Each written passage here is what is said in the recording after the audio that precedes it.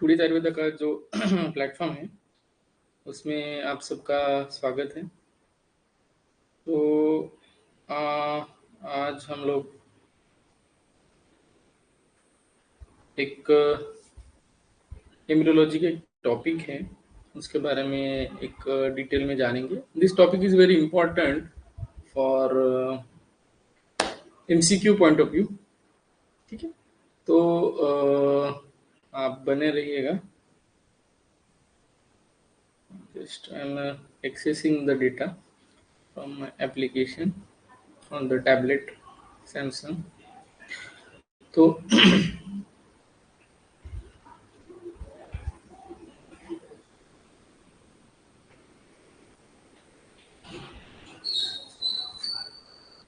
मैं चालू करता हूँ। ठीक है,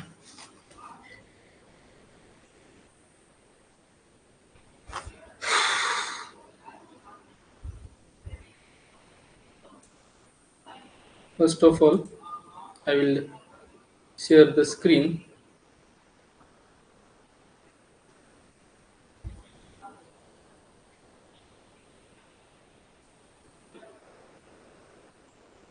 तो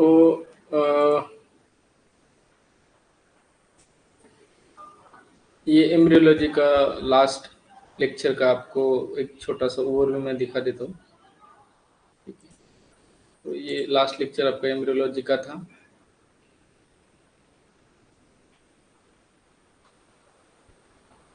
तो एम्ब्रियोलॉजी में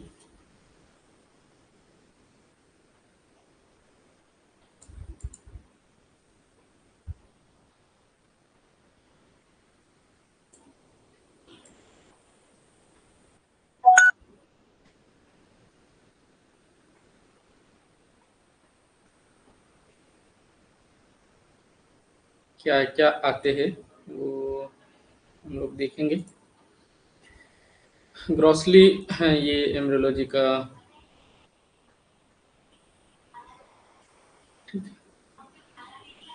थोड़ा सा सेक्शन बड़ा कर दूँ तो आपको अच्छी तरह से समझ में। तो ये एम्ब्रियोलॉजी का टॉपिक हमारा चल रहा है। ठीक है, उसमें हम लोग क्या क्या देखते हैं। तो मोस्टली हम लोग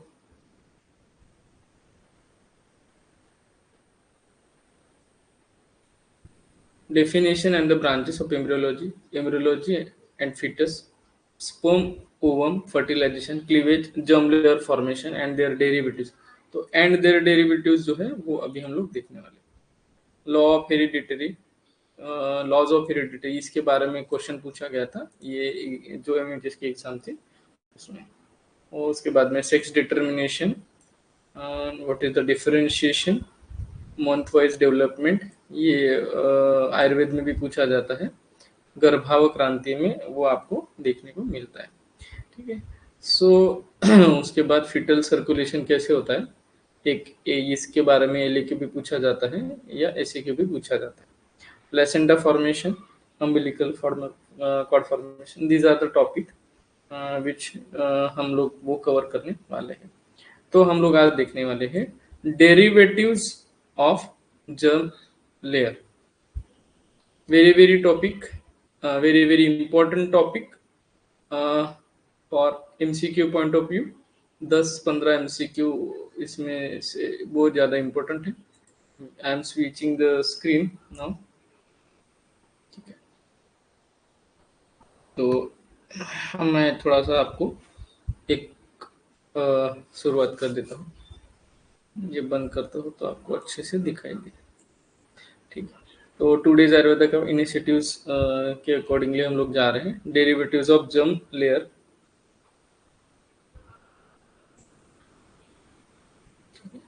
derivatives of germ layers, an overview of embryonic development। Embryonic development कैसे होती है उसके बारे में हम लोग देखने वाले हैं। डेरिवेटिव्स ऑफ जर्म लेयर, इसके बारे में लास्ट लेक्चर में भी मैंने आपको एक स्लाइड दिखाई थी, मतलब एक डायग्राम दिखाई थी। वैसे ही ये लेक्चर पूरा कंप्लीटली रहेगा आपका डायग्राम के बेस पे। वो डायग्राम मैं यहाँ पे आपके स्क्रीन पे भी लिखे आ रहा हूँ। ठीक है, तो ये जो डायग्राम है आपने देखा लास्ट लेक्चर में, जाइगोट से बनता है ब्लास्टुला, ब्लास्टुला से ग्रास्टुला, फिर आगे जाके उससे डिफरेंट डिफरेंट ऑर्गन्स बनते हैं। तो लेमेन्स लैंग्वेज में और मेडिकल लैंग्वेज में आपको मैं बताने की कोशिश करूंगा। पहला है एक्टोडर्म, उसको बोलते हैं नाम से, एक्टो मतलब आउटर लेयर। तो जो आउटर सरफेस होता है वो वहां से बनता है। क्या क्या बनता है वो हम बाद में देखेंगे। फिर बनता है mesoderm, that is a middle layer. उसके बाद बनता है इनर लेयर। उसके बाद ये जो जर्म लेयर है, this form due to the male gamete that is called as sperm and the female gamete that called as ovum और एग। तो ये मेल और फीमेल गैमेट के बाद बनते हैं जर्म सेल से आगे जाके ग्रेस्टुला बनता है। और जर्म लेयर बनने के बाद 3 लेयर्स बनते हैं। पहले है एक्टोडर्म लेयर, ठीक है, दूसरी लेयर है मेसोडर्म लेयर, और तीसरी जो है वो एंडोडर्म लेयर, इनर लेयर। तो आउटर पार्ट से क्या क्या बनता है, तो ये अगर डायग्राम आपने याद कर ली तो आपको कभी भी प्रॉब्लम नहीं होगी। तो सबसे पहले बनती है आउटर सरफेस से epidermal cells of skin. Skin का भी कौन सा part, epidermal part, epidermal part. Next there is a formation of central nervous system, neurons of brain जो है वो एक्टोडर्म से बनती है। उसके बाद neural crest pigment cell, melanocytes जो है वो इसी से बनती है, एक्टोडर्म से। जो भी आपका स्किन कलर है, कोई फेयर कलर का है, कोई कृष्णवर्णीय है, कोई गौरवर्णीय है, कोई श्याम वर्णीय है, तो ये सब चीजें बनती है एक्टोडर्म से। यहाँ पे आपके 1 2 3 4 एमसीक्यू कवर हो गए। What which type of germ layer is responsible for neural crest. ठीक है, तो न्यूरल क्रेस्ट जो है वो आपको एक अच्छा एमसीक्यू आता है, टफ वाला, जो यहाँ पे आपको देखने को मिलता है। तो न्यूरल क्रेस्ट किस लेयर से बनते हैं, ऑप्शंस रहेंगे आउटर लेयर, एक्टोडर्म, मिजोडर्म और एक्टोडर्म, एंडोडर्म। तो आपको वहां से न्यूरल क्रेस्ट देखने में अजीब सा लगता है, तो आपको नर्वस सिस्टम नहीं पूछेंगे, आपको पूछेंगे न्यूरल क्रेस्ट। तो न्यूरल क्रेस्ट जो है वो एक्टोडर्म से बनती है। आगे जाते हैं, dorsal, paraxial, intermediate and lateral head, ये जो चीजें है वो बनती है मेसोडर्म से। तो नोटोकॉर्ड एक हो गया। फिर पैरेक्सियल से बनते हैं बोन टिश्यू, इंटरमीडिएट से बनते हैं tubule cells of the kidney, intermediate से बनते हैं tubule cells of the kidney, PCT वगैरह जो है वो उनसे बनती है, प्रॉक्सिमल कन्वर्टेड ट्यूब्यूल जो रहते हैं पीसीटी, तो वो इससे पीसीटी डीसीटी जो है वो सब बनती है इंटरमीडिएट मतलब मेसोडर्म का इंटरमीडिएट पार्ट से बनती है। उसके बाद लैटरल से बनती है आरबीसी। तो आपको पूछेंगे ऐसा, erythrocytes are form from which layer of germ layer. तो आपको ऐसा रेड ब्लड सेल्स पूछेंगे क्या, नहीं, आपको क्या पूछेंगे, इरेथ्रोसाइट्स। ठीक है, तो erythrocytes are lateral part of mesoderm. फिर हेड पार्ट से कौन से बनते हैं, तो फेशियल मसल्स। फेशियल्स के मसल के बारे में जैसे जैसे लेक्चर होंगे वैसे वैसे मैं बताऊंगा। यहाँ पे आप याद रखिए कि हेड पार्ट ऑफ मेसोडर्म से बनते हैं फेशियल मसल। फिर एंडोडर्म से क्या क्या बनता है, एंडोडर्म से बनते हैं digestive tubes, different different digestive tubes वहां पे बनती हैं। ठीक है, आगे जो है वो बनता है फेरिंग्स और रेस्पिरेटरी ट्यूब्स। तो डाइजेस्टिव ट्यूब से स्टमक सेल्स बनते हैं, फेरिंग्स के साथ साथ थायराइड सेल्स भी बनते हैं, और रेस्पिरेटरी ट्यूब जो है वो एंडोडर्म से बनती है। लंग्स की जो एल्वियोलर सेल्स है वो भी आपको एंडोडर्म से बनती है। एक क्विक रिवीजन की जाए, स्किन जो है आउटर लेयर से बनेगी, neuron of the brain outer layer से बनेंगे, neural crest MCQ VVMP MCQ endoderm से बनेगा, और पिगमेंट सेल्स मेलेनोसाइट्स जो है वो भी एक एमसीक्यू और एमसीक्यू पूछा जाता है, वो भी एंडोडर्म से बनेगा। डॉर्सल में नोटोकॉर्ड, पेरिक्सियल से बोन टिश्यू, इंटरमीडिएट से tubule cells of PCT DCT जो है वो प्रॉक्सिमल कन्वोल्यूटेड ट्यूबुल और डिस्टल ट्यूबुल जो है वो इससे बनेंगे, किससे? इंटरमीडिएट मेसोडर्म से बनेंगे। तो लैटरल से आरबीसी बनेंगे, तो आपको यहाँ पे इरेथ्रोसाइट बताना है। फेशियल सेल्स जो है वो यहाँ पे भी आपको बताना है।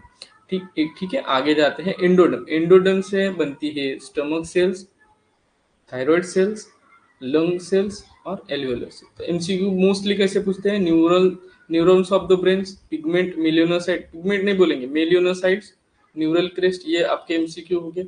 उसके बाद यहाँ पे आपको पूछेंगे एल्वियोलर सेल्स, ऐसे आपको ये पूछ सकते हैं। अगर कोई थोड़ा सा टफ हो गया तो थायराइड सेल्स, ऐसा भी आपको पूछ सकते हैं। तो ये डायग्राम आपको मैं दे दूंगा कम एप्लीकेशन पे, वो आपको याद रखना है। ठीक है,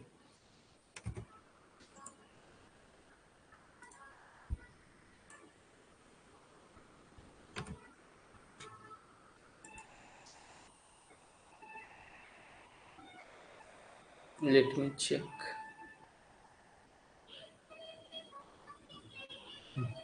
तो हम लोग इससे बाहर आ गए। अभी डेरिवेटिव्स जो main topic. In embryonic development, the germ cells, germ layers form the various structure in the body. पहला है इंडोडर्म, दूसरा है मेसोडर्म, तीसरा है ectoderm. Fourth slide we are going to. तो उसी को हम लोग गट बोलते हैं। Gut, fore gut, FORE, fore मतलब फर्स्ट कौन था? एंडोडर्म, एक्टोडर्म, फिर मिड गट और hind gut. Example gastrointestinal tract. ठीक है, एंडोडर्म यूज राइज टू, किसको राइज करता है? Foregut, midgut, hindgut. ठीक है, एक वो क्या है? एक गैस्ट्रो इंटेस्टिनल ट्रैक है, लिवर हो गया और पैंक्रियाज हो गया। तो ये बनते हैं सारे एंडोडर्म्स। फिर रेस्पिरेटरी सिस्टम हो गई, ट्रकिया हो गया, ब्रोंका हो गए, जैसे लास्ट स्लाइड में हमने देखा। तो रेस्पिरेटरी सिस्टम, उसमें ट्रकिया, ब्रोंका, ये सब चीजें जो बनती है वो एंडोडर्म से बनती है। अदर ऑर्गन्स कौन से? इंटरनल ईयर, लेबिया मेजोरा, ये सब ऑर्गन्स जो है, sorry, internal ear, labia minora, clitoris, ये सब चीजें बनती है एंडोडर्म से। आगे जाते हैं। डेरिवेटिव ऑफ मेसोडर्म, पहला था डेरिवेटिव ऑफ एंडोडर्म, अभी बीच का लेयर, उसके बारे में सारे एमसीक्यू आपको यहाँ पे मिलेंगे। स्केलेटल सेल्स, लास्ट स्लाइड में आपने देखा था, वही हम यहाँ पे एक्सप्लेन करने जा रहे हैं। Skull, skull is made up of which germ layer? आपके पास ऑप्शंस रहेंगे और आप 100% कंफ्यूज होंगे। वहां पे क्या था? CNS था, सेंट्रल नर्वस सिस्टम, मगर बोन्स जो है वो बनते हैं मेसोडर्म से, और वो मेसोडर्म का जो पार्ट है वो स्केलेटल सिस्टम में आता है, इसीलिए स्कल जो आता है मेसोडर्म में आता है। बोन्स जो है आपके बॉडी के, जॉइंट्स जो है, लिगामेंट्स जो है, ये सारी चीजें जो है वो किससे बनेगी? वो सारी चीजें जो है वो आपकी बनेगी मेसोडर्म से। उसके बाद मस्कुलर सिस्टम, फॉर एग्जांपल जो मसल्स है वो भी बनेगी। अभी मसल्स जो है वो कार्डियक मसल्स भी होते हैं, हम बोलते हैं ना myocardial infarct, myocardial infarct, MI का फुल फॉर्म मायोकार्डियल इन्फार्क्ट, मतलब वहां की मसल्स में कहीं ना कहीं दिक्कत आ गई है, उसकी वजह से वहां ब्लड सप्लाई नहीं हो रहा है, जिसकी वजह से आपको कार्डियक अरेस्ट बैठा है। तो कार्डियोवास्कुलर सिस्टम भी जो है वो मेसोडर्म से बनती है। हृदय, हार्ट, ब्लड वेसल्स, इसमें सब आते। फिर रिप्रोडक्टिव सिस्टम, स्क्रोटम हो गया, टेस्टिस हो गया, पेनिस हो गया, यूटेरस हो गया, ये सारी चीजें भी जो है वो आपको मेसोडर्म से बनी हुई मिलेगी। तो ये सारे एमसीक्यू आपको कवर होने वाले हैं। फिर एक्सक्रीटरी सिस्टम, किडनी हमने लास्ट इसमें देखा था, ट्यूब्यूल्स जो है वो किडनी की किससे बनती है? तो मेसोडर्म से बनती है। फिर लिम्फेटिक सिस्टम, आपके जो लिम्फेटिक्स है वो किससे बनते हैं, तो मेजोडर्म से बनते हैं। अदर कौन से tissue, connective tissues, adipose tissues और कार्टिलेजेस। कार्टिलेजेस भी हम लोग आयुर्वेद में कार्टिलेज को बोन मानते हैं, संहिताओं में, सुश्रुत संहिता में वगैरह। तो वो भी यहाँ पे आपको मेजोडर्म से बनना हुआ दिखाई देता है। आगे जाते हैं, डेरिवेटिव्स ऑफ एक्टोडर्म। एक्टोडर्म से क्या क्या बनता है,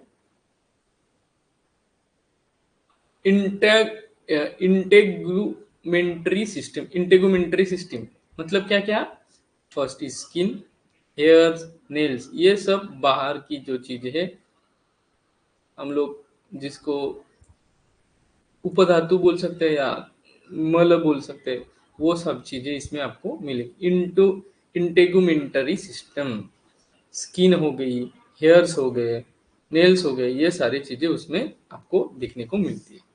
किससे, तो एक्टोडर्म्स।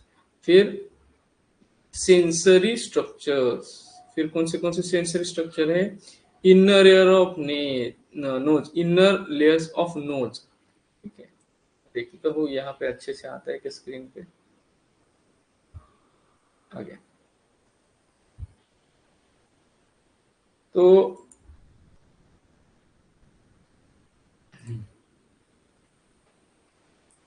एक्टोडर्म से क्या क्या डेवलप होता है,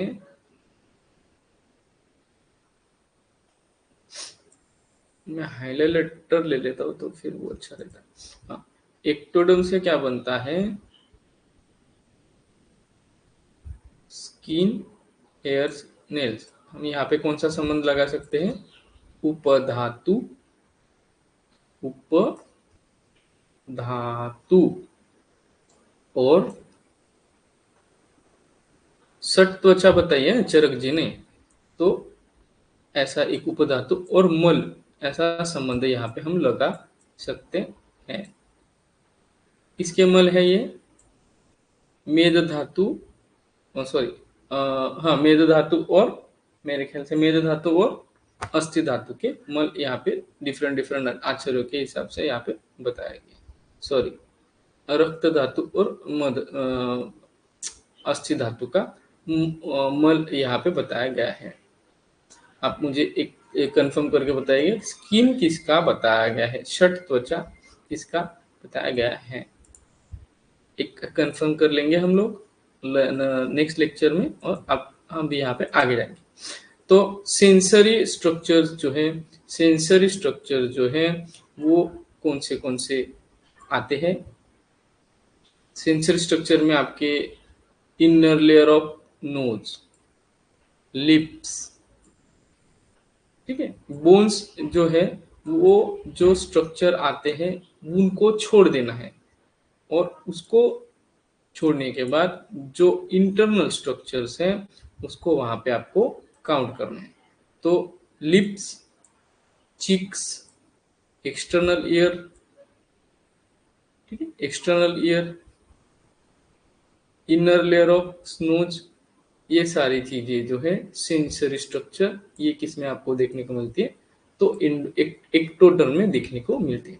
उसके बाद है नर्वस सिस्टम, उसके बाद है नर्वस सिस्टम, जो मैंने डायग्राम दिखाई थी उसमें आपको देखने को मिला नर्वस सिस्टम। नर्वस में central nervous system, peripheral nervous system, neurons,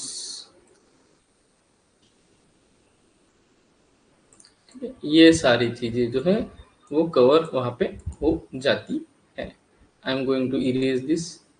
उसके बाद अदर स्ट्रक्चर्स, अदर स्ट्रक्चर में lower part of anal canal, ये एक वेरी वेरी इंपॉर्टेंट एमसीक्यू आपको आएगा।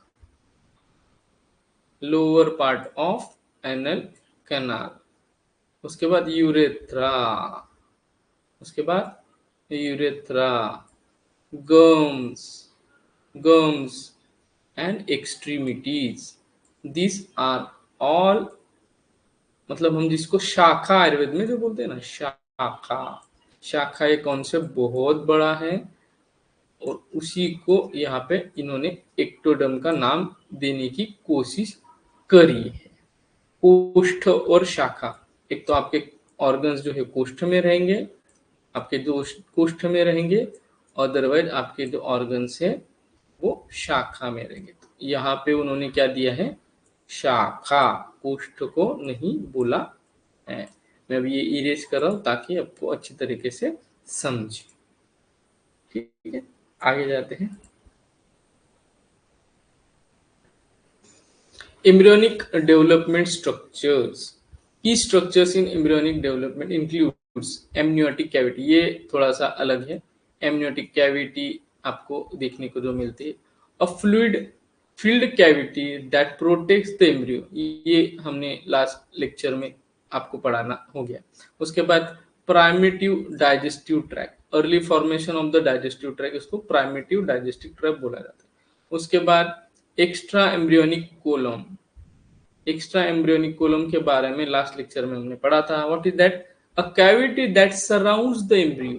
एक कैविटी होती है, जैसे एक एम्ब्रियो हो गया, तो उसके अंदर जो कैविटी है वो आपको जो होती है उसको हम लोग एक्स्ट्रा एम्ब्रियोनिक कैविटी बोला करते हैं या कोलम बोला करते हैं। फिर एलेंटियोस, एलेंटियोस जो है an embryo extra embryonic membrane involve in the nutrition and waste exchange.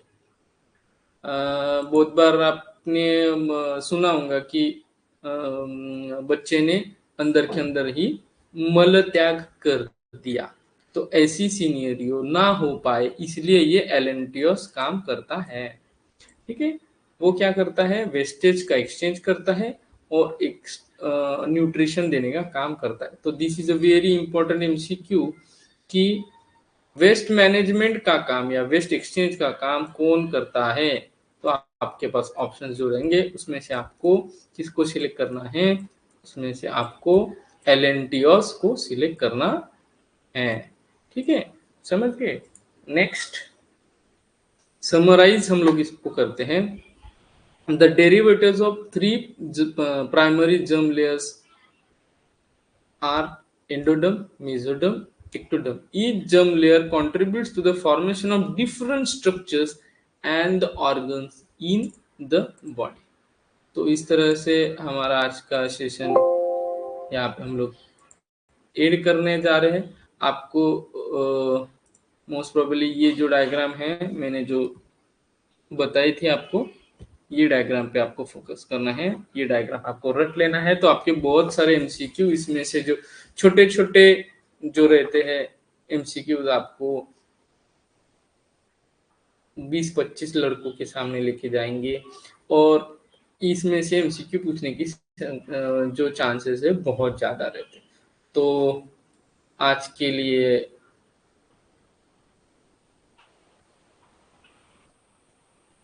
Sorry, एक मिनट, आज के लिए हम लोग यहीं पे रुकते हैं और नेक्स्ट सेशन में हम लोग इससे आगे का जो पोर्शन है वो कवर करें।